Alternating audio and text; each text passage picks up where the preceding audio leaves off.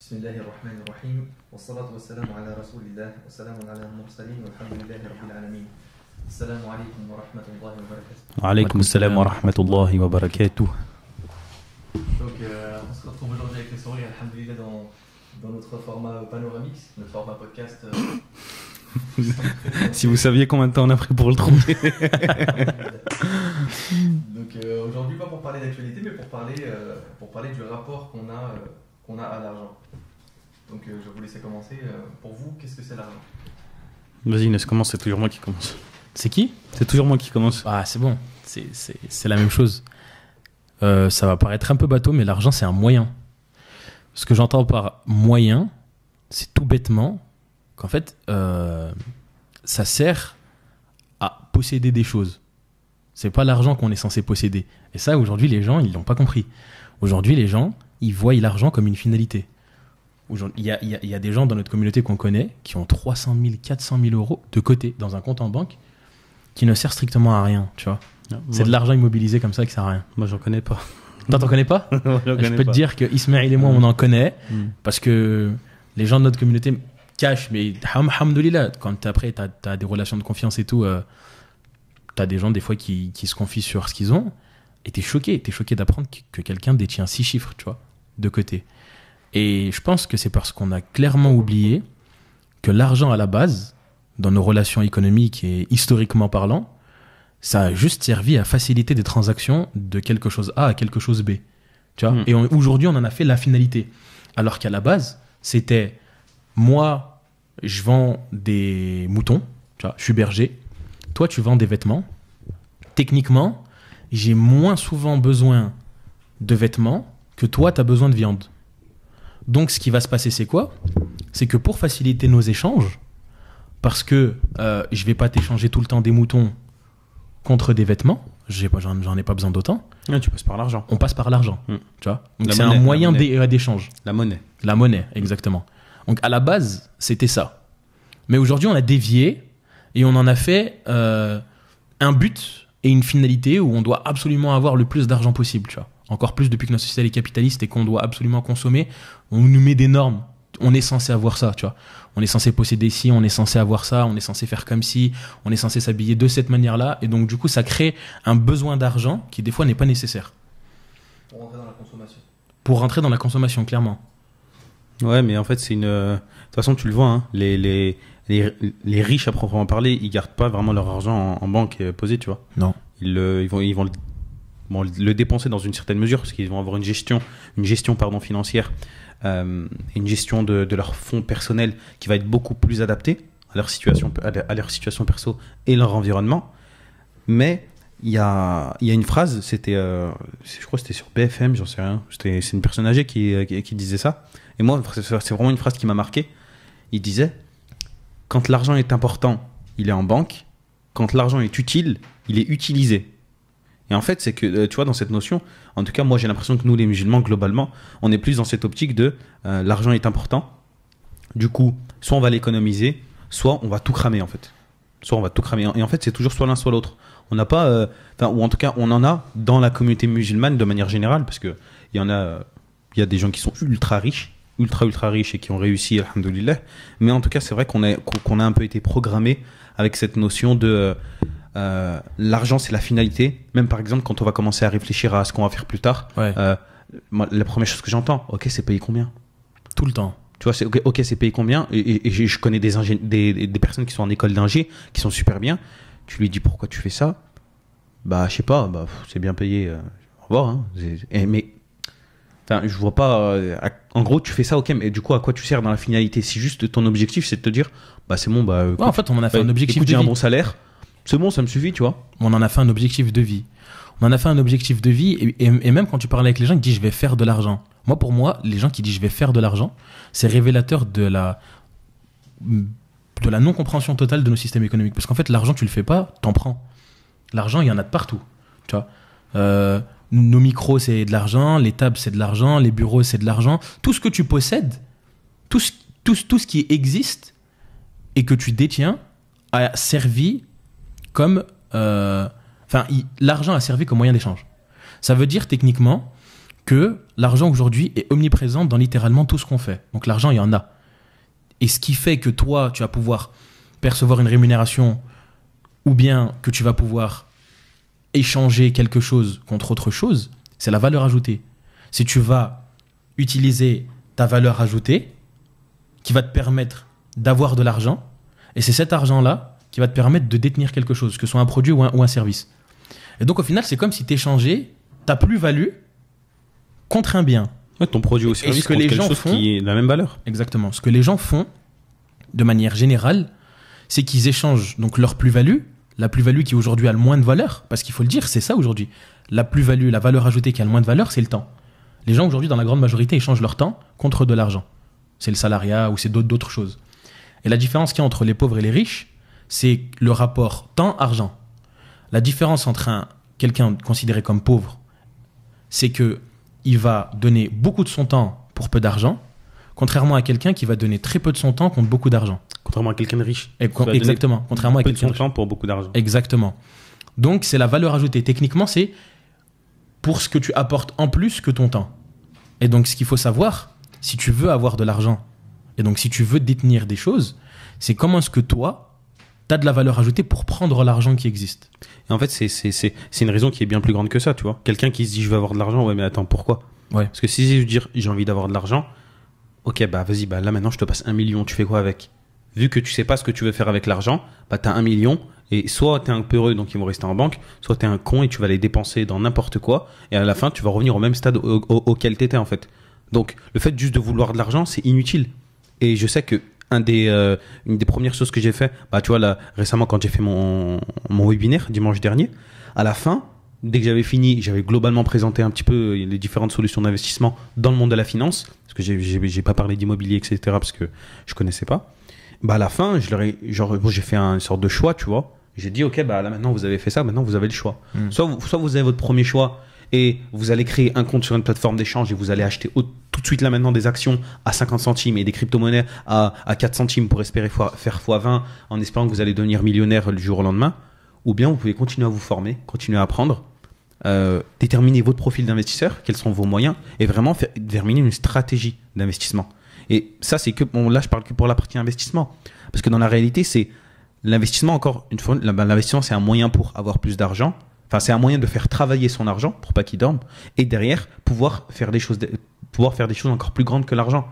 Parce que je le disais aussi, je vois pas pourquoi nous en France, après c'est ma vision, tu vois, mais au lieu de construire à foison des mosquées, pourquoi on n'a pas à foison des écoles ?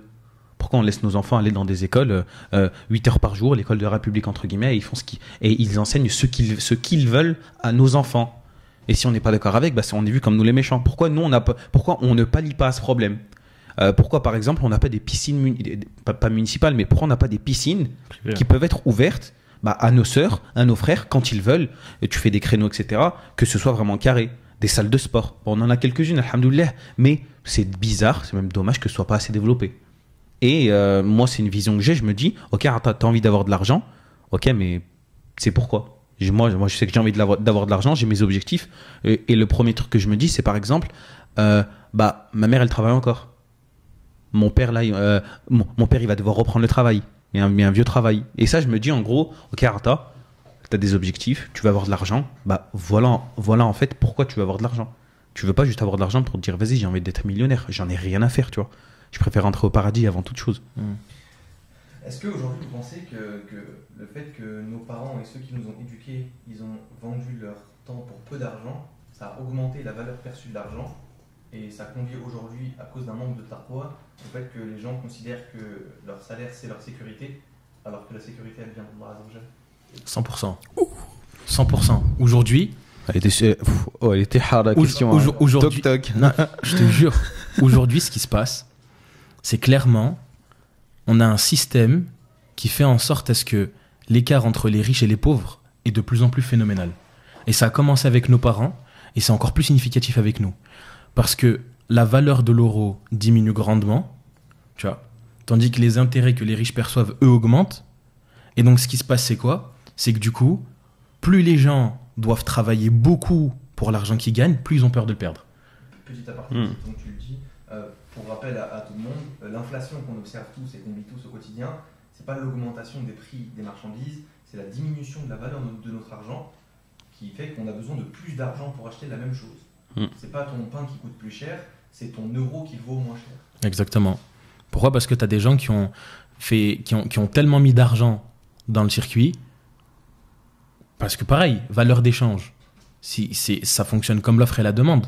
Tu vois, l'argent, ça fonctionne avec l'offre et la demande. C'est-à-dire que tu achètes quelque chose avec, donc tu as de l'argent, et puis après tu peux à nouveau réacheter quelque chose. Enfin, la personne qui a vendu a de l'argent et elle achète. Sauf que plus toi tu viens à l'intérieur et tu balances des billets, plus techniquement ça vaut rien, tu vois. Parce que si à la base tu avais un billet, exactement. Plus à la base tu avais un billet et là maintenant tu en mets 10, bah du coup la chose que tu devais acheter qui t'a coûté un billet, maintenant tu en vaut 10, tu vois. Sauf que ce qui se passe c'est quoi ? C'est que derrière, bah, les salaires eux ils suivent pas, tu vois. Et donc techniquement c'est ça en fait, c'est tu travailles de plus en plus pour pouvoir te permettre de te payer des choses alors qu'avant tu devais travailler moins et tu les avais. En fait c'est clairement temps-argent. Et on a aussi reçu cette éducation, comme il disait Ismaël, de premièrement, donc on a vu nos parents grandir dans cette mentalité-là, tu vois. La pauvreté est un état, c'est un état avec des ressentis, des blessures et tout ce qui va avec, tu vois. Donc c'est une situation donnée. Et pour s'en extraire, c'est extrêmement compliqué, tu vois. Le point commun de toutes les personnes qui sont partis d'une situation du bas de l'échelle et qui ont accédé à des strates extrêmement élevées, ils te disent tous que ce qui est le plus compliqué finalement, c'est pas la mise en place de business, c'est pas le réseau, c'est pas tout ça. C'est s'extraire soi-même de cette situation et de cette condition-là. Les croyances limitantes. Exactement, de se déconditionner, d'enlever toutes ces croyances et ces leviers. C'est ça le plus compliqué. De toute façon, Khalis il le disait la dernière fois, quand il disait, dès que tu rentres dans... Enfin, la dernière vidéo qu'on a faite avec Khalis, le fondateur de Exode, il disait, dès que tu arrives dans ce monde, en l'occurrence dans le monde de l'entrepreneuriat, tu te rends compte à quel point est-ce que c'est pas du tout les mêmes référentiels que toi. Tu vois. Ouais. Tu arrives et le graphiste, il te dit, moi je prends 1500 la semaine. Ok. Moi, je prends 10 € de l'heure. Je travaille 35 heures par semaine. 100%. Tu me dis 1500 €, j'ai jamais vu ça. Et en fait, ça, c'est des codes, ça, c'est des façons de voir les choses. Et en fait, ça revient, comme tu le disais, à notre éducation. Tu vois, t'as dit un truc, dans la formulation de ta question, il y a un truc qui m'a tilté. C'est vrai que l'éducation de nos parents, c'était de nous faire comprendre que pour avoir de l'argent, il fallait donner beaucoup de temps.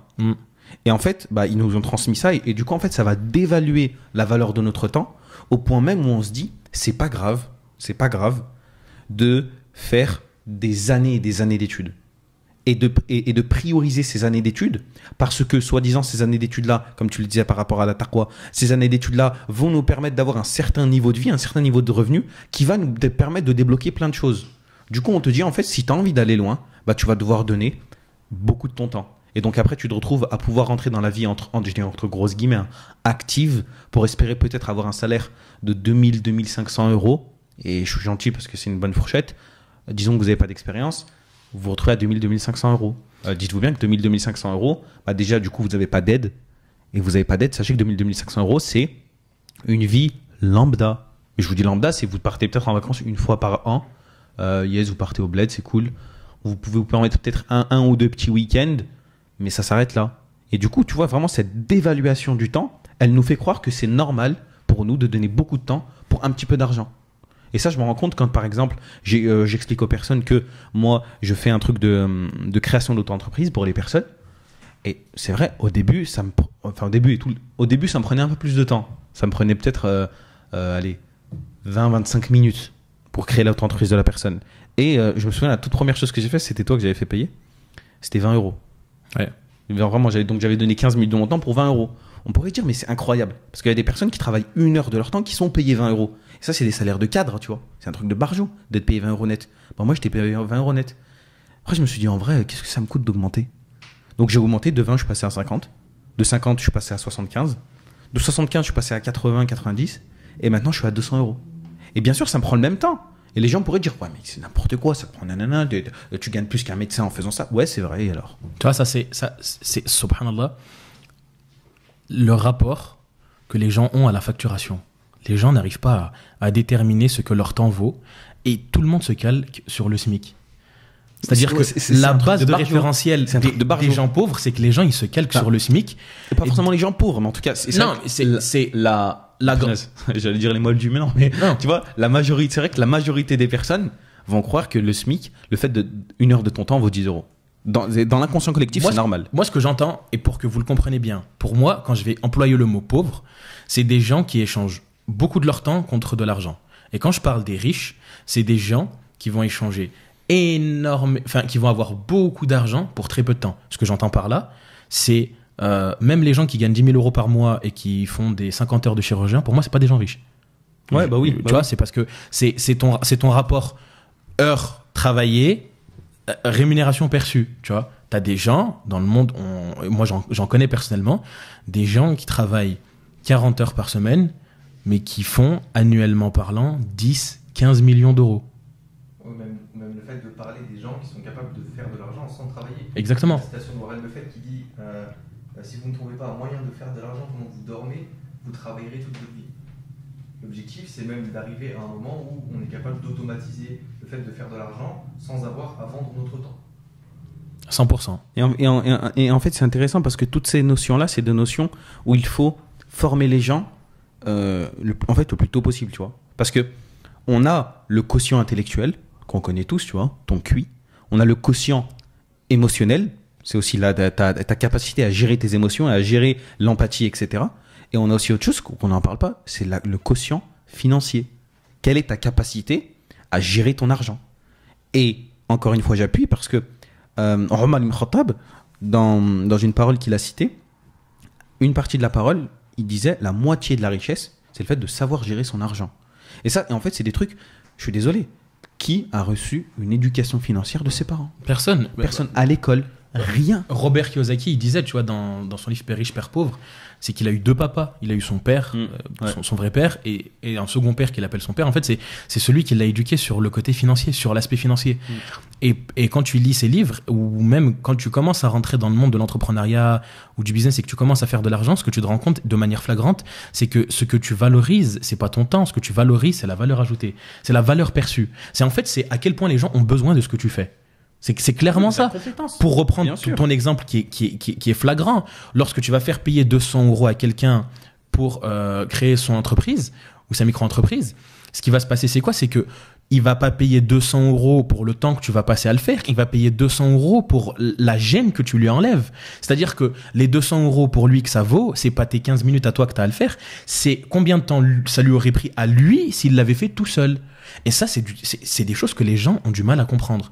C'est-à-dire que c'est aussi tout l'aspect marketing, c'est aussi l'aspect expérience, tu vois. C'est ce qui va justifier le fait que tu vas avoir 2 produits, mais dès que tu en as un où il y a du branding, dès que tu en as un où il y a des choses à côté, eh ben les gens vont pouvoir et vont le payer 2 fois, 3 fois plus cher avec le sourire. Ils sont contents. Et même si tu viens les voir en leur disant c'est la même chose, ils te diront non, c'est pas la même chose.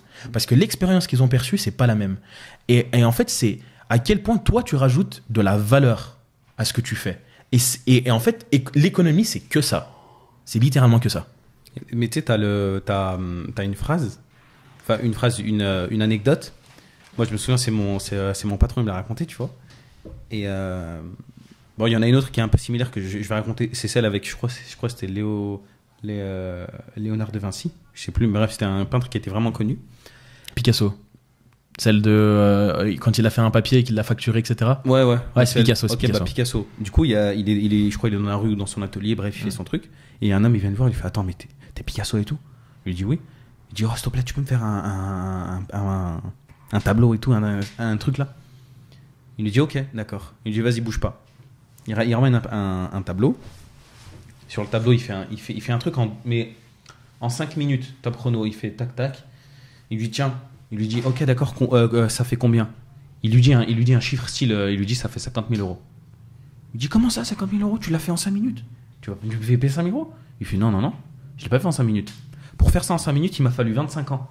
25 ans d'expérience, 25 ans de travail, 25 ans de tableaux que j'ai peints, etc. Donc non, ce que tu payes là, c'est les 25 ans. Exactement. Et en fait, ça c'est un truc, mais même globalement, tu vois, cette question de l'argent, parce que ça vient pas forcément que des gens qui doivent payer. Ça vient aussi des gens qui demandent.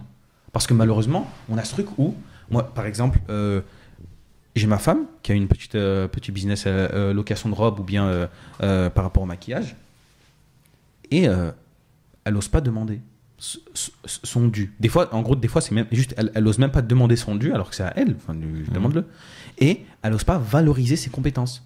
Parce que ses compétences ou ses connaissances ou même ses produits, en gros, c'est bon, vas-y, c'est bon, c'est rien, vas-y, 30 balles, vas-y, on s'en fout, vas-y, je te fais moitié prix, vas-y.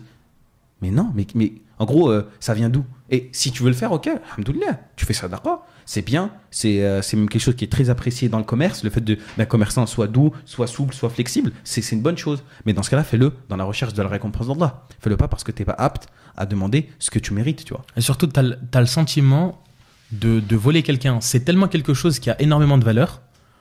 C'est tellement quelque chose auquel ton rapport il est extrêmement important et c'est d'autant plus significatif chez les personnes qui en ont le moins. C'est-à-dire que les personnes qui subissent des situations extrêmement difficiles, qui ont des difficultés à payer leur loyer, à boucler leur fin de mois, c'est celles qui vont avoir le plus de mal à facturer parce qu'elles ont le sentiment que les autres sont dans la même situation qu'elles. Et donc, en fait, elles auront l'impression de prendre quelque chose de précieux. Mais c'est pas le cas. C'est pas le cas parce qu'il n'y a rien de plus satisfaisant que de faire quelque chose qu'on aime faire super bien, de se faire rémunérer à la hauteur qu'on estime que c'est juste pour nous, tu vois, et qu'en plus de ça, la personne, elle te regarde et elle te dit merci. Oh, il n'y a rien de plus valorisant que ça. Et je pense que c'est la valeur à l'argent. C'est tout bêtement la valeur à l'argent, et c'est 100% lié aussi à la taqwa. Aujourd'hui, on n'est plus à l'image, tu vois, du hadith où on est comme le petit oiseau qui sait que notre esprit va venir, tu vois. Aujourd'hui, on a peur de plein de choses. Comme si Allah Azza wa Jal, il était pas là. Je vais faire une aparté pour une autre vidéo sur Kraken, donc ma page Instagram et mon compte TikTok. Abonnez-vous. Et j'étais en train de sortir d'écrire une vidéo sur le compagnon Abdurrahman ibn Auf. Abdurrahman ibn Auf, donc il était en Abyssinie, l'actuelle Éthiopie. Et il arrivait à Mecca. Quand il arrivait à Mecca, il a su en fait que les compagnons et le prophète sallam, ils étaient en train de faire hijra, tu vois, à Médine, qui s'appelait Yatrib à l'époque. Comme ça, vous saurez que Médine, ça s'appelait Yatrib. Et donc, quand il est arrivé là-bas, il s'est fait arrêter par des Mécois qui lui ont dit papa, tu vas pas partir. Si tu pars, tu nous laisses tout ce que tu as. En gros, il était en Abyssinie, après il est allé à la Mecque. Il a appris que tout le monde faisait la hijra. Exactement. Et quand il est arrivé, il s'est fait bloquer par des Mécois qui lui ont dit si tu pars, c'est que tu nous laisses toute ta fortune. Parce que c'était quelqu'un qui, à l'époque, il était tellement riche qu'il était capable de déstabiliser l'économie d'un pays juste s'il partait avec sa fortune. Tu vois. Donc, il a tout laissé. Quand il est arrivé là-bas, le prophète sallam, il faisait des paires. Et il y avait un compagnon en face, il l'avait mis avec lui, qui était très très riche, c'était un Ansar. Le pacte de fraternité. Exactement. Saad ibn Rabi'a, si je dis pas de bêtises. Et donc, du coup, il les a mis ensemble. Et il lui a dit, écoute, moi, j'ai partagé ma fortune en deux. Donc Saad dit à Abdurrahman, moi j'ai partagé ma fortune en deux, je te donne la moitié. Il lui dit non, écoute, Barakallahu fik, je te remercie pour ton offre, montre-moi il est où le marché. Et ce qu'il a fait. Il avait même dit j'ai 2 femmes, prends celle que tu veux. Ouais, exactement. Il avait ouais. Il lui avait dit en gros il a tout partagé. Ouais, tout partagé en deux. Tout partagé en deux. Et il lui a dit écoute, tu vois, c'était quelqu'un qui faisait beaucoup attention à l'honneur et qui s'est fait par lui-même, tu vois. Il n'était pas d'une famille, c'était pas la plus aisée de la Mecque, et il s'est fait par lui-même, alhamdoulilah. Et c'était quelqu'un qui était un excellent commerçant. Même Ousmane ibn Affan, qui était très riche, il n'arrivait pas à être à son niveau. Et donc il est parti au marché, et quelques temps après, le prophète sallam, il le voit avec un apparat qui est à l'époque traditionnel pour les mariages, tu vois. Il lui a dit oh Abdurrahman, ça fait longtemps que j'ai pas eu de tes nouvelles, comment est-ce que tu vas? Il lui dit ya Rasulallah, je me suis marié. Tu vois, ya Rasulallah, je me suis marié. Et il était content, il était heureux. Et il lui a dit, et est-ce que tu t'es acquitté de la dot? À l'époque, il y avait une dot symbolique qui était mise en place au sein des Mécois et des Médinois. Au sein des Ansar et les Muhajirin. Exactement. Okay. Ça équivalait environ à 41 dinars. C'est une somme qui aujourd'hui serait l'équivalent de quelques milliers d'euros, tu vois. Et il lui a dit oui. Donc, il est arrivé, il était pauvre, il lui restait plus rien. Il est allé au marché en quelques semaines. Il s'est marié et il a commencé à avoir de l'argent. Et subhanallah, je disais ça tout à l'heure. Il a terminé sa vie. T'étais là? Ah non, t'étais pas là. Il a terminé sa vie. C'était de manière contemporaine, l'homme le plus riche du monde, sa fortune personnelle, elle s'élevait en dollars actuels 606 milliards de dollars. Équivalent.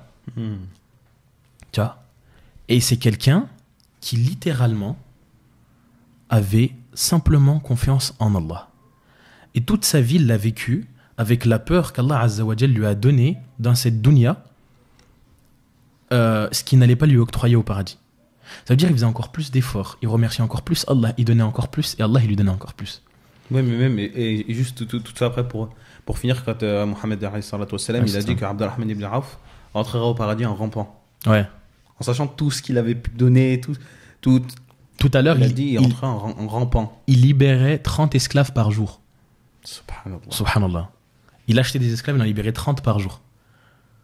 Il a laissé aux femmes du prophète environ 400 000 dinars. 400 000 dirhams, je crois. Ça fait en équivalent 15 millions d'euros. À sa mort, dans son héritage, il leur a légué 15 millions d'euros. Subhanallah. L'homme que c'était, juste parce qu'il était convaincu qu'Allah Azza wa Jal, c'était celui qui allait lui accorder sa subsistance. Tu sais, c'était Mohammed Hoblos. Il expliquait la métaphore inversée, tu vois. Ah oui, avec les 4. Ouais. Aujourd'hui, on fonctionne littéralement à tout l'inverse de l'époque du prophète. Aujourd'hui, on garde pour avoir de l'argent quand à l'époque, il donnait pour en avoir plus. Tous les mécanismes, Shaitan, il fait en sorte qu'aujourd'hui, on fait l'inverse de tout ce qu'on doit faire. Si vous analysez, on fait l'inverse de tout ce qu'on doit faire. Et c'est encore plus significatif quand ça touche au portefeuille. Qu'est-ce qu'on fait dans nos vies quand on a des situations difficiles? C'est la fin du mois, c'est ric-rac, il reste pas grand-chose. On est là, on est en hasse, on est en galère. Le jami' il est là. Si anfiqou, donnez pour Allah. Qu'est-ce qu'on fait? Première chose à quoi on pense, c'est les derniers sous qui nous restent, c'est la fin du mois. Vas-y, je vais garder au cas où. Vas-y, next. Ouais. Les sahaba, ils étaient en mode, j'ai pas, je vais donner. Et ils font un truc, etc. Et tout, ils croisent quelqu'un. Ah ouais, j'ai un filon. L'inverse, total. Notre rapport à l'argent, il est complètement différent. Et en fait, c'est le jour où on va comprendre que l'argent, c'est un moyen et que du coup, on doit donner pour Allah Azza wa Jal si on a envie de recevoir et que ce qu'on fait, on le fait pour Allah, mais on n'a plus de problème d'argent. Tu vois? C'était, en fait, si on admet, si on comprend bien que l'argent est un moyen, on comprend aussi que l'argent peut nous permettre d'entrer au paradis. 100%. Et du coup, en fait, si tu te mets même comme objectif de te dire je veux rentrer au paradis, bah tu peux te mettre à faire de l'argent, comme tu dis, bref, récupérer de l'argent pour rentrer au paradis. Bon, et en fait, ce qui est super compliqué, et moi je sais que j'ai beaucoup eu ça. C'est simple, je veux dire. Hein? Qui est pas simple. Oui, qui est pas simple. Ouais, toujours la positivité ici. Et en fait, quelque chose qui est pas simple, c'est dans un premier temps le fait de savoir que Rasoul alayhi salatu wassalam a dit que chaque communauté a eu sa tentation, et la tentation de la mienne sera l'argent. Donc déjà, nous et l'argent, on va avoir déjà un rapport qui est très complexe, qui est pas facile. Voilà, qui est pas facile. Deuxièmement, et plus d'une fois dans le Coran, Allah, en tout cas dans la sourate Al-Fajr, Allah il dit wa tuhibbuna al-mala hubban jamma. C'est-à-dire c'est un amour de l'argent qui est viscéral. Du coup en fait, c'est encore plus compliqué en sachant que déjà on a toutes ces choses qui nous ont été mises de base, tu vois, Allah il nous a créé comme ça. C'est Allah qui a décidé qu'on allait avoir cette tentation avec l'argent. Et en plus de ça, on n'a aucune éducation financière. Et surtout, les gens oublient que... Les gens, ils disent « Ouais, mais moi, j'ai gagné mon argent dans le halal. » Ouais, mais tu vas être jugé sur comment est-ce que tu l'as obtenu et comment est-ce que tu l'as dépensé. Et la deuxième partie, les gens, ils l'oublient. Sadaqt. La deuxième partie, clairement, les gens l'oublient. Et ils font pour eux, pour leur famille. Puis s'il y a des causes, c'est comme ça, s'il reste quelques habbats et tout. nous dit aussi dans le Coran, et les gens qui ont de l'argent, dont une partie de leur argent est due aux gens qui en ont besoin. 100%. 12 zakat al-mal. 12 zakat al-mal. Le principe même, ouais. Oui, et pour dire jusqu'à maintenant, tu me dis, je crois que c'est un waqf de Uthman ibn Affan qui est encore existant. Ouais, bien sûr. Tu vois, à Médine. Voilà, il y a un vous tapez sur internet waqf de Uthman et vous allez le trouver. Vous le trouvez. Et il y a même un compagnon, je sais plus si c'est Uthman ou Ali, à qui Rasul il a dit il a acheté le paradis. C'est Uthman ibn Affan. Voilà. Et bon, on a fait une vidéo avec l'argent avec Shirminta, c'est que vous vous rendez compte à quel point est-ce que l'argent peut être. En fait, l'argent, c'est un multiplicateur. 100%. L'argent, c'est un effet multiplicateur de tout ce qu'il va y avoir autour de vous. Tu sais, Nabi alayhi salam, il a dit quoi de Uthman ibn Affan? C'est la bataille de Badr. Il fallait armer les gens. Tout le monde était pauvre. Boycott, blocus, hagra. Uthman ibn Affan, il avait de l'argent. Qui achète les chevaux? Uthman, il lève la main. Qui achète les armures? Uthman, il lève la main. Les sabres, Uthman. Les épées, les boucliers, Uthman. Les arcs, Uthman. Tout, il a armé toute l'armée. Allah Azza wa Jal, il a fait descendre au prophète sallam que Uthman ibn Affan, c'est ces termes, selon la traduction et le sens. Il a acheté sa place au paradis. Il l'a acheté. Ça veut dire, quel que soit ce qu'il faisait, il allait entrer au paradis. Il a acheté sa place. Oui, mais il a échangé ses biens d'ici-bas contre sa place au paradis, subhanallah. Et tu sais, pendant le Muslim Business Tour, d'ailleurs, on leur fait un coucou, tu vois. C'est quoi Muslim Business Tour? Le Muslim Business Tour, c'est une initiative, tu vois, de 3 frères qui sont mis en commun et qui ont fait un tour de France pour discuter un petit peu des thématiques liées à l'entrepreneuriat, à l'investissement, à ces choses-là, tu vois. Accès musulman? Accès musulman. Ah, ok, ouais. Ouais. Accès musulman. Ouais. Non, mais je sais pas, ça se trouve après c'est ouvert à tous ou quoi, je sais rien. Ouais, c'est ouvert à tout le monde, tu vois. Tout le monde pouvait venir. Et ils ont fait un tour de France. Et le frère Yassine, si je dis pas de bêtises, Smahli, si je me suis trompé, il disait une phrase, voilà, elle m'a choqué. Il disait aujourd'hui, il y a beaucoup de personnes de notre communauté qui ont plus confiance au CDI de leur patron qu'aux promesses qu'Allah Azza wa Jal leur a faites. Oh, quand il l'a dit. Wallah, quand il l'a dit, je me suis dit, mais c'est tellement vrai. Oh, Wallah, c'est tellement vrai. Tellement vrai. Il y a des gens, quand ils parlent du CDI, c'est une sécurité absolue, ça risque rien. Mais le Razzaq, c'est Allah Azza wa Jal et personne d'autre. Tu vois? Le Razzaq, c'est Allah Azza wa Jal. C'est presque du shirk que de penser que c'est ton patron qui te donne ton salaire si tu oublies que c'est Allah Azza wa Jal qui te donne. Totalement.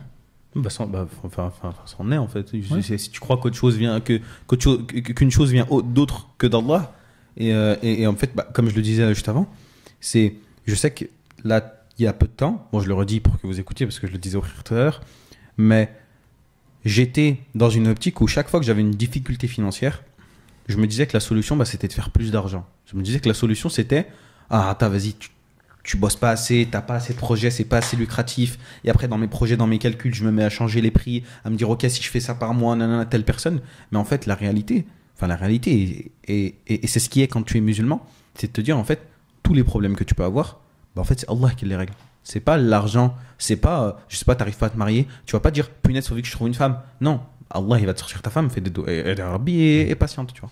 Et ça, c'est un truc qu'il faut vraiment avoir en tête, de ne pas confondre. De ne pas attribuer la sécurité, que ce soit financière, que ce soit la santé, que ce soit autre chose, d'attribuer cette sécurité à autre qu'Allah. Parce qu'un commerçant, il n'est pas plus en situation de difficulté qu'un salarié. Et là, avec Covid, il y a eu combien de salariés qui étaient en CDI, on leur a dit rentrer à la maison parce qu'il n'y a plus de sous. Encore qu'en France, on l'a moins senti avec le chômage technique, mais dans les autres pays... le chômage partiel. Il y avait du licenciement à tout va où les gens perdaient leur travail... Ouais, voilà, tu vois, du jour au lendemain. Et surtout que cette sécurité, elle a un prix. Le risque, il est omniprésent. Moi, ça me fait bien rire quand j'entends des gens qui te disent, ouais, mon argent à la banque, ça craint pas. Ouais, c'est solide et tout. Et parce qu'ils veulent pas investir parce que c'est risqué. En fait, le risque, il est omniprésent partout. Et la preuve, c'est l'inflation. On n'a pas voulu ressentir ce risque-là dans nos vies. Aujourd'hui, on le paye. Parce que l'argent qu'on a est extrêmement basse. Donc la valeur de l'argent est faible par rapport au prix des choses qu'on doit payer. Et il y a la réforme des retraites, tu vois, qui va augmenter. Le système, il tient plus. C'est pas possible. C'est pas... Ou la Silicon Valley Bank ou le Crédit Suisse, je vous laisse aller faire vos recherches, mais les banques, c'est pas plus sécurisé. Ouais, mais en fait, de toute façon, les gens, en fait, c'est comme dans tout, subhanallah. C'est tout le temps dès que, en tout cas, nous les musulmans, c'est tout le temps dès qu'on va prendre la claque. On va dire, oh punaise, il faut qu'on fasse attention. Ouais, dans la dernière vidéo, tu disais, on n'est pas proactif, on est réactif, 100%. Ouais, voilà. En fait, on est toujours dans la réaction, on est toujours dans l'attente. Et dès que ça nous arrive, oh punaise, j'ai un truc tout bête. L'univers de la blockchain, je parle pas des cryptos, mais l'univers de la blockchain, il y a plein d'utilités qui peuvent être faites, qui peuvent nous apporter énormément à nous dans la communauté. Et il y a énormément de choses qui peuvent être faites au niveau technologique. Mais nous, au lieu d'essayer de chercher à savoir comment ça peut nous aider, on est tous et toutes dans cette optique de, comme on le disait avant, et je ne sais pas si ça va être la question d'après, de non, c'est haram. Mais en gros, c'est pas non, c'est haram parce qu'on a compris du coup le process, comment ça. Non, c'est haram. Non, c'est haram par ignorance. C'est haram parce que c'est la solution de facilité. Oh, c'est haram.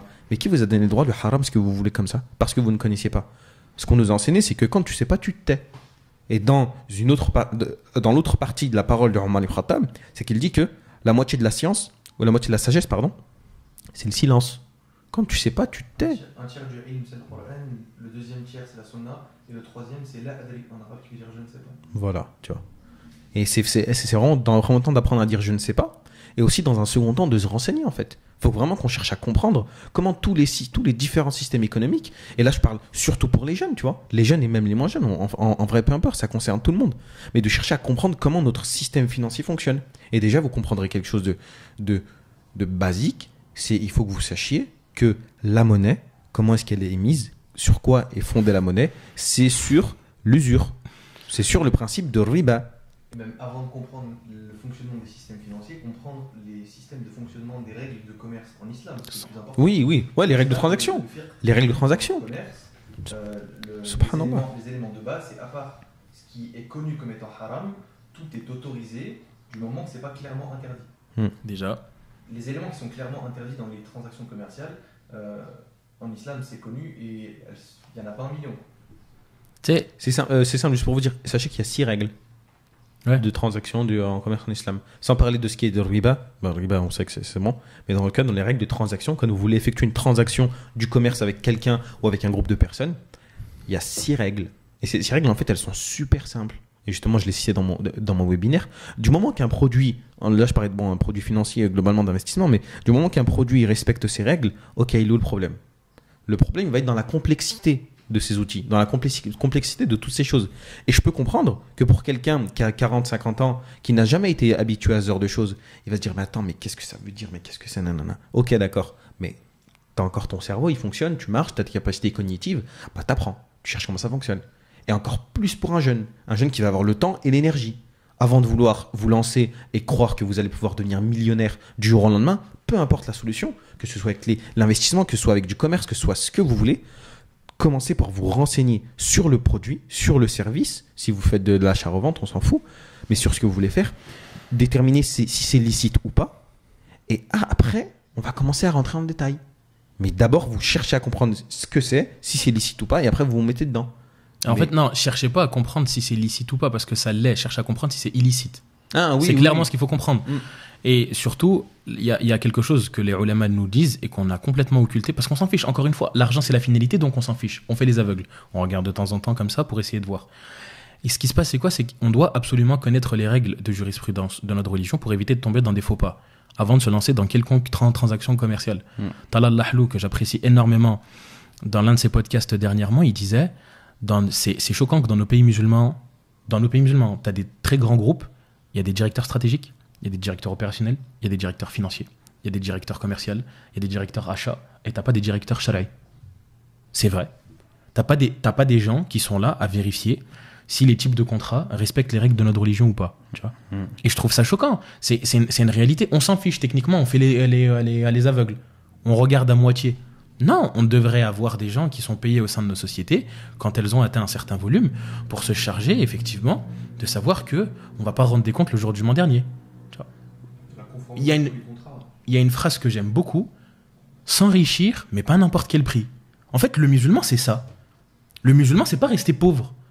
Le musulman, c'est pas ne pas vouloir être riche. Non, le musulman, c'est quelqu'un qui est ambitieux, c'est quelqu'un qui sort de sa condition, qui va chercher au-dessus, parce qu'Allah Azza wa Jalla l'a créé avec des capacités extraordinaires. Et donc, il va chercher à devenir le plus fort physiquement, il va chercher à devenir le plus intelligent, il va chercher à avoir le plus de ilm dans le din, et il va chercher à devenir riche. Mais pas à n'importe quel prix. Quel que soit ce qu'il fait, il le fait pas à n'importe quel prix. C'est aussi bête que ça, tu vois. De toute façon, le musulman fort est préféré au musulman faible. Ouais. Et dans les deux, il y a un bien. C'est hadith sallam. Mais en fait, c'est de comprendre. Moi, je sais que il y a beaucoup de jeunes, ils sont en mode, tu vois, par rapport à la question de l'argent, vite de l'argent, après, disons qu'il y a les bonnes raisons. Vite, mettre la daronne à l'abri, entre guillemets. Je déteste ça, mais vite, mettre la daronne à l'abri. La maman à l'abri. Ouais, voilà, pardon, t'as raison. Excusez-moi du terme. Donc, mettre la maman à l'abri. Et en fait, c'est. Ouais, ok, d'accord. Mais tu fais quoi pour ? Tu fais quoi ? Quelle stratégie tu mets en place ? Et le fait de croire que parce que tu vas aller faire des études et que ça va être la solution à ton problème, non. Et aussi même le fait de croire que parce que tu vas entreprendre, ça va être la solution à tous tes problèmes. Non, loin de là. Chacun d'entre nous est fait pour quelque chose. Et dans la communauté, il y en a qui sont faits pour être les meilleurs des salariés. Il y en a qui sont faits pour être les meilleurs des entrepreneurs. D'autres qui sont faits pour être les meilleurs des investisseurs. Et c'est pas ouvert à tous. Et en fait, l'objectif, c'est que ce qu'il faut que vous preniez le temps de faire et qui est extrêmement important, c'est de savoir ce pourquoi vous êtes fait. Bien entendu, ça va vous demander beaucoup de temps, beaucoup d'énergie, beaucoup d'expérience. À titre personnel, j'ai dû voyager, j'ai dû travailler, j'ai dû faire des études et j'ai fait plein de choses. Et c'est ces choses-là qui m'ont permis de me dire ok, bon, c'est ça que j'ai envie de faire, c'est ça que j'ai envie de réaliser. Je suis de ce profil. Et ça, c'est quelque chose que vous devez impérativement prendre le temps de travailler et de réfléchir, Inch'Allah. Pour rebondir sur ce que tu dis, est-ce que vous ne pensez pas qu'aujourd'hui il y a un paradoxe chez les jeunes qui veulent tous de l'argent, c'est tous le discours, peu importe qu'ils fassent des études ou qu'ils n'en fassent pas, mais qui pourtant montrent une hargne au travail qui est bien moindre par rapport à nos parents, par rapport à nous et par rapport à nos grands-parents. Une hargne ? Ouais. Si déjà ils avaient de l'envie, ça serait bien. Je suis désolé, wallah, il faut dire les choses telles qu'elles sont réellement. Aujourd'hui, tu parles avec des jeunes, ils n'ont pas envie. Mais d'un autre côté, c'est un package de plein de choses. On a buté un enfant. Moi, je vois mon fils. Un enfant, c'est proactif. Oh, c'est un truc de malade. Ça prend des initiatives, ça cherche et tout. C'est innovant. Et si toi, tu viens, tu le brides tout le temps, mais en fait, tu tues petit à petit ces choses-là. Et quand tu mets tes enfants à l'école, qu'est-ce qui se passe ? Non, l'enfant, lui, il a besoin de cadre, mais il a besoin de s'exprimer aussi. Non, surtout nous. Là, ça commence à évoluer un petit peu. Il faut que tu respectes à la ligne, que tu marges là, que tu mets stylo rouge, stylo bleu. Il faut que tu fasses comme ça, que tu comprennes les consignes, il n'y a plus aucune innovation, il n'y a plus rien. Le mec, ça devient un exécutant, et en fait, c'est à l'image de notre école, c'est fait pour faire des ouvriers. Fordisme, Taylorisme, c'est tout. Point barre. Tu te mets devant la chaîne de production, on te dit tu prends un marteau, tu prends un clou, tu tapes, tu prends des articles et tu les fais passer à la machine. C'est aussi bête que ça. C'est pareil à l'école. Tu prends ton truc, 1 plus 1 égale à 2, ok, 2 plus 2, ok, nanana, et toi tu fais ça à la chaîne. Et tu fais ça à la chaîne, tu vois.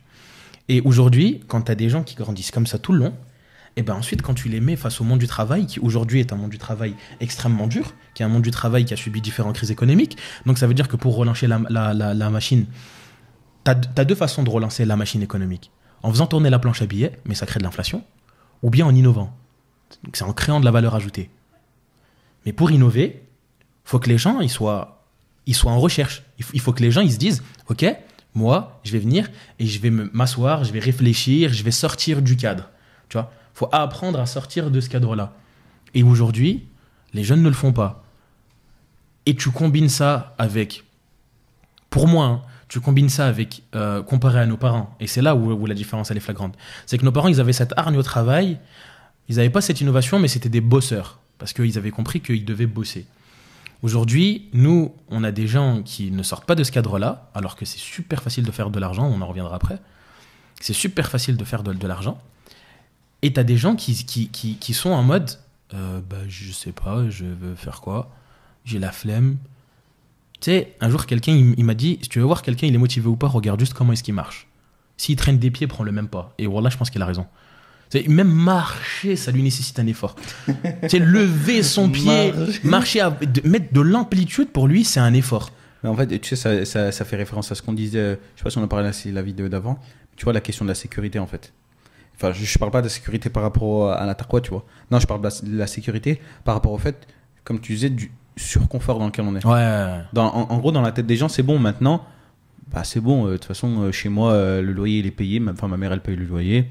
Ma bouffe elle est payée. J'ai de quoi me doucher. J'ai ça. Bah, c'est bon, je m'en fous. En gros, il y a rien qui presse. Si je trouve un travail, ok, tant mieux. Ça me fait gagner un peu d'argent. Si j'en trouve pas, bah, c'est pas grave. De toute façon, je peux continuer à vivre ma vie. Mais bon, j'espère, Inch'Allah, ne jamais devoir en arriver là, tu vois. Mais je pense que demain, avoir un garçon qui est dans ce style-là et lui dire, écoute mon fils, tu es grand maintenant, si tu continues comme ça, tu vas finir dehors. Moi, je vous le dis, et d'expérience, j'ai déjà vu des vidéos comme ça, des personnes qui racontaient. la personne, tout d'un coup, ça devient un génie. Quand il faut aller chercher sa propre nourriture, quand il faut chercher de quoi se chauffer, quand il faut chercher de quoi ça, tout de suite, les choses, elles changent, etc. Et on est tout de suite plus rigoureux. Alors que malheureusement, et ça aussi, c'est une raison... en fait, vraiment, il y a plein de facteurs à cette question. Notamment, il va y avoir l'éducation que les parents vont donner à leurs enfants, dans le sens où ça va être une certaine infantilisation. Non, c'est pas grave, mon fils, tu peux rester à la maison. Non, c'est pas grave, mon fils, t'inquiète. Non, c'est pas grave, mon fils, t'inquiète. Mais non, c'est bon, t'es grand, tu bouges tes fesses. Tu vas chercher de l'argent. Les parents veulent pas que leurs enfants passent par les difficultés par lesquelles ils sont passés. Mais ils oublient que c'est les difficultés par lesquelles ils sont passés qui ont fait d'eux des individus tels qu'ils sont réellement, tu vois. Moi, ça me fait peur quand je vois ça à titre personnel de voir des parents qui veulent absolument que leurs enfants ils aient pas d'épreuves. Mais ce qui fait de toi un individu à part entière et qui te construit, c'est tes épreuves. Ouais, c'est ce que tu as subi, ce que tu as vécu, ce que tu as enduré, c'est toutes ces choses. Mais tu vois, c'est encore une fois, on est censé avoir des motivations dans la vie, tu vois. Et aujourd'hui, le problème, c'est que ces motivations, on les a pas parce que faut dire tel que c'est réellement. Dans les mécanismes, Allah Azza wa Jalla, il nous a créés de manière comparable à des animaux, tu vois. D'ailleurs, ce qui nous distingue des animaux à part entière, c'est le djinn. Quand tu enlèves le djinn et toutes les valeurs et tout ce que tu veux, tu es comparable à un animal. Tu te bats pour avoir ta nourriture, tu te dévêtis, tu fais tout et n'importe quoi comme tu veux. Tu es semblable aux animaux. Et nos mécanismes cérébraux, ils nous montrent bien qu'on est fait pour rechercher la reproduction et la sécurité. Et donc, si les deux sont comblés de manière très facile, bah, t'as pas cette arme, t'as pas cette envie.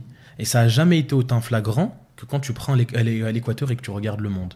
T'as d'un côté des gens qui se battent tous les jours pour avoir le strict minimum pour qu'ils vivent, tu vois, de manière décente. Et c'est d'une difficulté sans nom pour pouvoir se marier, pour pouvoir fonder une famille. Et de l'autre côté, t'as des gens qui ont juste besoin, et nous on en fait partie, d'ouvrir le robinet pour avoir de l'eau, de partir au supermarché pour récupérer n'importe quelle denrée, et si jamais ils en ont pas, ils vont au secours populaire et ils en récupèrent aussi. Tu vois, donc ça a jamais été aussi simple. Et c'est pour ça qu'on voit toutes ces maladies sociales qui se créent, tu vois, la dépression, les burn-out et ces choses-là. Parce que tu as des gens qui n'ont plus cette envie, qui n'ont plus ce goût-là à la vie, qui n'ont plus cette nécessité de se battre. Exactement. En fait, ils ont le choix. Vu qu'ils ont le choix entre guillemets, d'assurer leur pas survie, mais en tout cas leur vie, tu vois, bah ils disent vas-y, c'est pas grave, tu vois, c'est bon, j'ai le choix. Et en fait c'est ça le problème. En fait, on est dans un boucle. Je crois que c'était Schopenhauer qui le disait. Et il disait en gros, je crois qu'il y a aussi Ibn Khaldoun. Bon, je sais pas, j'ai une bêtise, mais vous reverrez les sources de toute façon. Il dit les temps difficiles créent des hommes forts, les hommes forts créent des temps faciles, les temps faciles créent des hommes faibles, et les hommes faibles créent des temps difficiles. Et en fait, après, ça fait une boucle comme ça. Bon, j'ai l'impression qu'on est dans ce temps, dans ce temps facile où il y a une recrudescence des hommes faibles. 100%. Et quand je dis hommes faibles, bon, après, il y a plein d'autres choses aussi. Il y a la question des youth, mais bon, ça, on en parlera aussi, je pense, dans une autre vidéo. Et en fait, c'est systémique.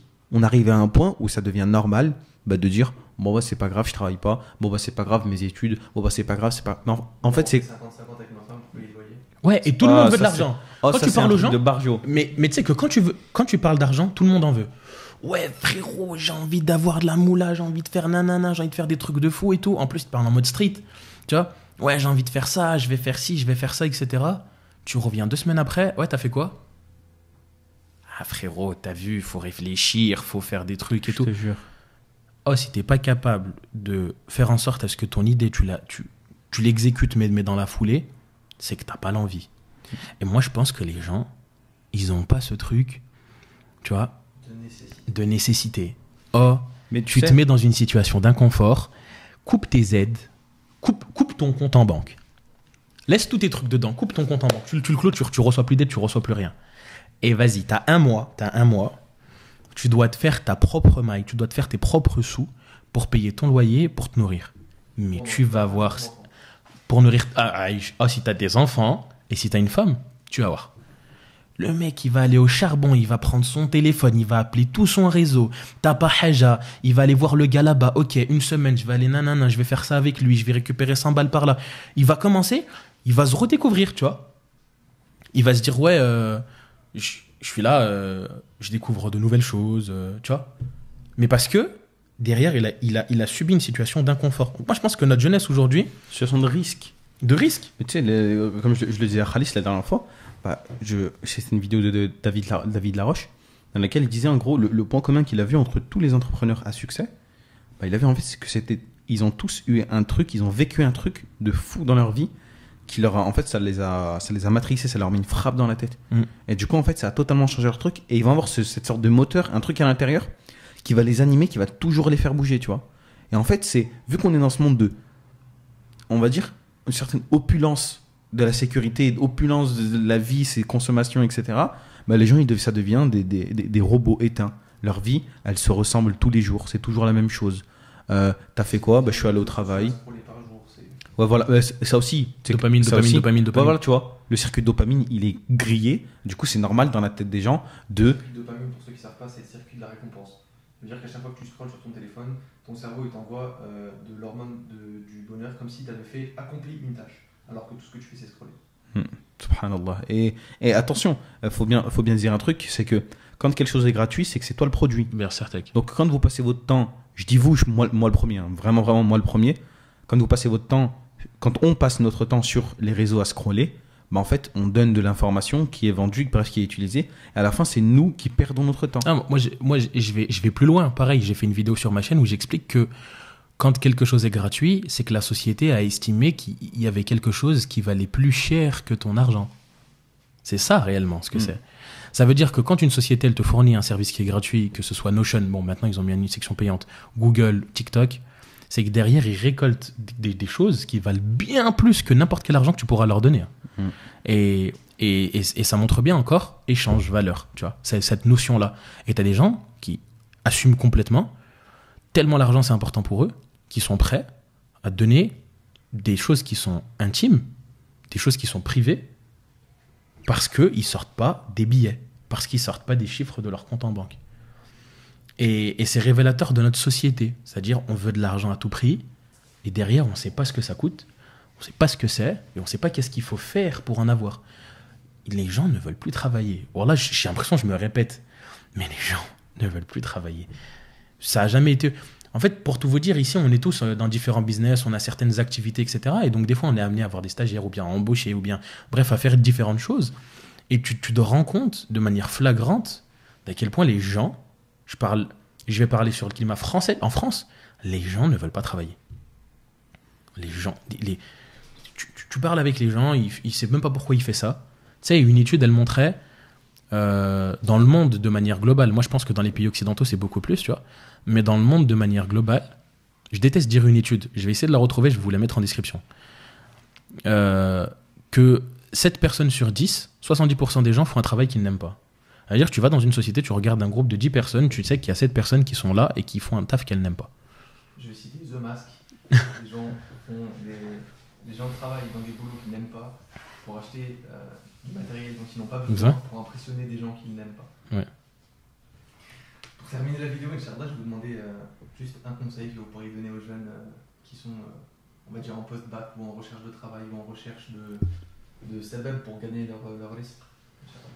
J'aime pas les phrases bateau. Moi, je vais dire ça. Je vais dire la phrase bateau, je vais mettre des guillemets, mais après, je vais essayer de rentrer dans le détail. C'est chercher à faire quelque chose qui vous plaît. Mais tout le monde vous dit tout le temps des phrases bateau. Ouais, fais ce que t'aimes. Ouais, l'argent, c'est un moyen. Ouais, c'est ces choses-là. Et je sais certaines fois que c'est compliqué de comprendre qu'est-ce que c'est quelque chose qu'on aime. Et moi, je vais vous expliquer comment est-ce que j'ai fait pour savoir qu'est-ce que j'aimais. En fait, j'ai simplement fait une liste de plein de choses. Et si j'arrivais pas à déterminer qu'est-ce que j'aime, j'ai cherché à savoir qu'est-ce que j'aimais pas déjà de base. Oh, ça en élimine beaucoup. Ça élimine beaucoup de choses de savoir ce que tu veux pas faire, ce que t'aimes pas faire. Tu te projettes, c'est plus facile de savoir ce que tu veux pas faire que ce que tu veux faire. Donc tu te projettes, tu fais une liste de beaucoup de choses et tu te dis, est-ce que j'ai envie de faire ça ? Non. Est-ce que j'ai envie de faire ça ? Non. Est-ce que j'ai envie d'être plombier ? Non. Est-ce que j'ai envie d'être pompier ? Non. Est-ce que j'ai envie d'être carreleur ? Non. Trader ? Non. Et au final, il va te rester une certaine liste de choses sur lesquelles tu sais pas techniquement comment c'est à l'intérieur, tu sais pas concrètement ce que tu as envie de faire. Mais c'est des choses qui, de manière apparente comme ça, t'as pas de répulsion, t'as pas envie de les faire, mais t'es pas contre. Et en fait, teste. La jeunesse, ce qu'elle a, et ce qu'elle n'a pas compris, c'est qu'elle a du temps. Parce que c'est pas quand tu vas avoir une femme, ou bien un mari, que tu vas avoir des enfants, et que tu vas avoir toutes les responsabilités qui vont suivre quand tu commences à rentrer, entre guillemets, dans le monde actif, que tu vas pouvoir avoir le temps de savoir qu'est-ce que tu veux faire. Et donc, il faut utiliser ta jeunesse aujourd'hui pour mettre ton temps à bon escient. Va voir des gens, contacte tes parents, prends des risques, n'aie pas peur de te gourer. Et en fait, ce qui va se passer, c'est que tu vas chercher à savoir, dans le panel des choses que potentiellement tu aimerais bien faire, ce qui te plaît. Et dedans, tu vas éliminer jusqu'à savoir finalement ce qui va te plaire. Et au final, tu vas pouvoir te consacrer à 100% dedans. Et quand tu fais quelque chose que tu aimes, tu es bon. Tu vois, quand tu fais quelque chose que tu aimes, tu es bon. Et je fais une parenthèse aussi où je vais citer Idriss Aberkan qui dit « Si tu n'occupes pas ton cerveau, alors c'est lui qui s'occupe de toi. » Et donc, ce qu'il faut faire, c'est vous occuper. Parce que si vous allez vous ennuyer, vous allez tomber dans des circuits de dopamine. Le cerveau a besoin de ressentir du bonheur. Ça veut dire que techniquement, tu vas aller dans les réseaux sociaux, dans les films et les séries, dans la pornographie, dans plein de choses qui vont te faire te sentir bien parce que derrière, tu as le sentiment, vu que tu fais rien, d'être une loque. Tout bêtement. Wallahu alam, tu vois. J'ai bien aimé le contact de tes parents. Prenez soin de vos parents, c'est ça que vous gagnerez sur Terre et pour l'akhira, Inch'Allah. Alors, le conseil, ce serait, dans la suite de ce que Younes a dit, c'est apprenez à monétiser ce que vous aimez faire. Et quand je dis ça, c'est en fait, c'est comme je l'ai dit en fait. Je vous dis un truc tout bête. Vous kiffez jouer aux jeux vidéo, j'ai une connerie, hein, vous kiffez ce que vous faites, etc. En fait, au lieu d'être dans un... Ça, c'est mon avis. Hein, au lieu d'être en mode... bon, j'aime bien jouer, etc. Bah vas-y. En gros, vous allez passer votre temps à jouer. Bah, j'en sais rien, streamer. J'en sais rien, faites des vidéos. Je sais rien. En gros, faites quelque chose de ce que vous aimez. Faites quelque chose qui peut être monétisé. Faites quelque chose qui peut vous rapporter de l'argent et des revenus. Parce que la réalité, c'est que, en fait, l'être humain, il est toujours dans le chiffre. Si demain, vous faites une activité que vous kiffez et que vous faites rentrer 10K par mois, croyez-moi qu'il n'y a personne qui crachera dessus. Même si cette activité, j'en sais rien, c'est aller nettoyer des voitures. Je dis un truc tout bête. Hein. Et en fait, ce que vous devez vraiment chercher à faire, c'est ce que vous aimez, chercher à le monétiser. Il y a des gens qui aiment le maquillage, ok, bah maquille des gens. Il y a des gens, ils aiment bien acheter, revendre, ok, bah achète. T'aimes bien les parfums, bah achète-en et revends-en. T'en sais rien, tu vois. Et en fait, il faut vous essayer. Vous devez prendre de l'expérience, essayer des choses, voyager aussi, vraiment, vraiment beaucoup, beaucoup. Voyager. Et surtout, n'ayez pas peur de ce que les autres vont vous dire. D'accord ? Certes, vous devez des choses, notamment à vos parents, parce que les parents, généralement, ça va être... souvent, ça va être la première barrière à tout ce que vous allez vouloir faire. Mais c'est du bien, parce qu'ils vont vouloir votre bien. Ils vont vous dire non, fais pas ça, fais ça, fais ça, fais ça, etc. Parce qu'ils ne veulent pas que vous commettiez les mêmes conneries. Mais il y a des fois, vous devez vous dire ok, d'accord, là j'ai envie de faire ça, là je le sens, là je suis bien, etc. Vas-y, je tente le tout pour le tout, tu vois. Et bon, bien entendu, toute proportion gardée, pardon, et les règles de l'islam qui nous incombent. Mais je finirai par ça. Apprenez à monétiser ce que vous aimez, Inch'Allah. Barakallahu fikum. Subhanakallah wa bihamdik. Nashhadu an la ilaha illa ant. Nastaghfiruka wa natubu ilayk.